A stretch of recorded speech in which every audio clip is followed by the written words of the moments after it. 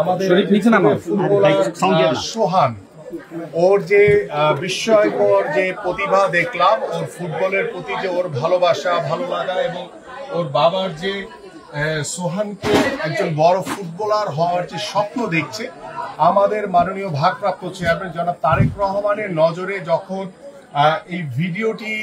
দৃশ্যমান হয়, তিনি তাৎক্ষণিকভাবে আমাকে নির্দেশনা দিয়েছে যে আমরা এই সোহানের পড়াশোনা থেকে শুরু করে ওর খেলাধুলার সকল দায় দায়িত্ব আমাদের মাননীয় ভারপ্রাপ্ত চেয়ারম্যান জনাব তারেক রহমান নিয়েছেন, এবং পারিবারিকভাবেও তার যেই পাশে থাকার জন্য আমার দল, আমাদের বাংলাদেশ জাতীয়তাবাদী দল বিএনপি এই সোহানের পরিবার এবং সোহানের বাবার পাশে রয়েছে,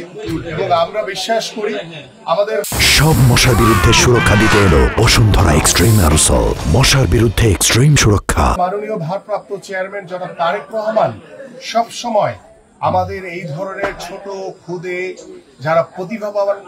মানুষ রয়েছে, যারা ভবিষ্যৎ বাংলাদেশের জন্য অনেক কিছু সুনাম বয়ে আনতে পারে, আমরা সেই চিন্তা থেকেই আমরা আজকে এখানে উপস্থিত হয়েছি এই সোহানের বাসায়।